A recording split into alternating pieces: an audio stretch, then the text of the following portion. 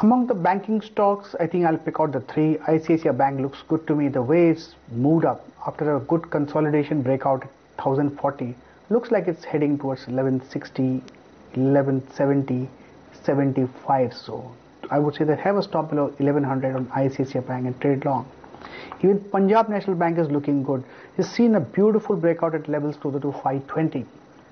And it's a good breakout. I would like to give some more time and space to Punjab National Bank, and maybe we should be able to see a level closer to 600. Just have a stop below the levels of 520 and trade long. Union Bank, yes, it looks like a momentum is building up, like what Bank of India did yesterday. Looks like Union Bank could do today. Only thing is waiting for a breakout, and the breakout would come when it starts to trade above 125 zones. That happens, possible. We could see even levels closer to 140. I would say that Union Bank has a very strong support at 114. So among the banks, I would look at ICICI Bank, I would look at Punjab National Bank, and I would look at Union Bank. Today I like to concentrate on two stocks, both long. One is KEC International. The way it's given a breakout yesterday and sustained above it at 35 zones. Looks like it's heading to 40 and maybe higher. But looks like it's a classical reversal pattern, and 40 should be easily within the pocket. May take some time, but looks like 40 is on the cards. Have a stop below 35 on KEC International and trade long. The second stock that looks good to me for today is LIC Housing. I like the structure, up move, consolidation, and a fresh breakout. Now it's sustained the breakout. 220, that's the place we got the breakout. So have a stop just below that level, 220, and trade long. Where does it go? 240, maybe more, who knows? So for today, two stocks, KEC International and LIC Housing. Where individual stock trading ideas are concerned, I would recommend buying Ashok Leyland in the delivery segment at the 1717 levels. Holding these long positions so initiated with a stop loss at 15.5, expecting to book profit at 20 levels in the coming few trading sessions. So this is not exactly a day trade. One may need to wait for a couple of days before the target levels are reached. My second trade would be a buy in Gas Authority, which I had recommended recently also, and the buy recommendation is now reiterated at the 350 levels. I would hold these long positions so initiated with a stop loss at 347, expecting to book profits at 358 or end of the session, whichever comes first.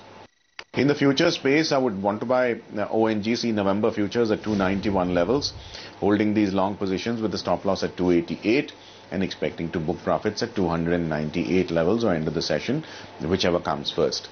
A word of caution here, being a weekend session, all fresh trades may be initiated on lower than normal trading days, because the volatility might just spike a tad higher. GAIL, if you look at the chart for about 2 years, GAIL was in a continuous downtrend, and it had hardly seen any uptick from a week-to-week perspective, which was constructive in nature. I think in the last 3 months it has formed a good double bottom pattern, which is very encouraging for medium term. And I guess at 350 levels, 350 to 355 levels, it becomes an attractive buy. I think short-term move towards 400 is very likely, given the amount of volumes and open interest built up that we've seen in the stock at breakout levels. So I would want to look for a buying range of about 350 to 355, and any stop below 327 should suffice, and GAIL should move up towards 400 or even higher. So this stock is actually entering a good medium-term uptrend. So you should look for buying opportunities at any dips and possibly at current prices also. A buy in Allahabad Bank, stop loss 87.50, target 103. A buy in CESC, stop loss 360, target 397. A buy in Dishman Pharma, stop loss 66, target 78. A buy in Godrej Industries, stop loss 290, target 310. And a buy in Escorts, stop loss 94, target 105. Well, first of all, Nifty for the day needs to stay above 6281, resistance at 6327 and 6355, support at 6263 and 6207.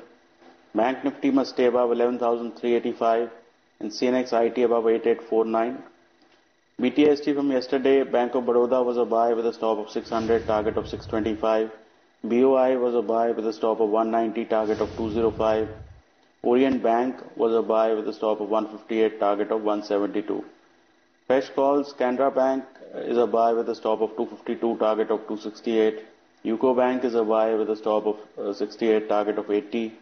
Asian Paints is a buy with a stop of 530, target of 565. TBZ is a buy with a stop of 157, target of 175. Motherson Sumitomo is a buy with a stop of 260, target of 285. And Dishman is a buy with a stop of 64, target of 80.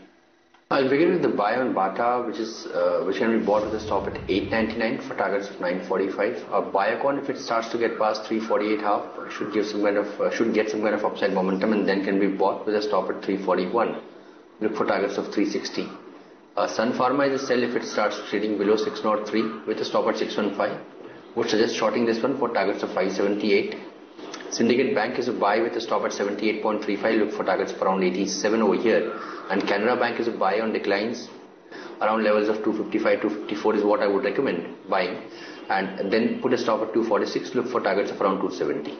See, it's a very difficult choice. I think, I like the entire PSU banking sector space from a short-term trading kind of horizon. I think I would be buying into most of them. We already have long positions in Syndicate Bank, Canara Bank, Allahabad Bank, State Bank of India.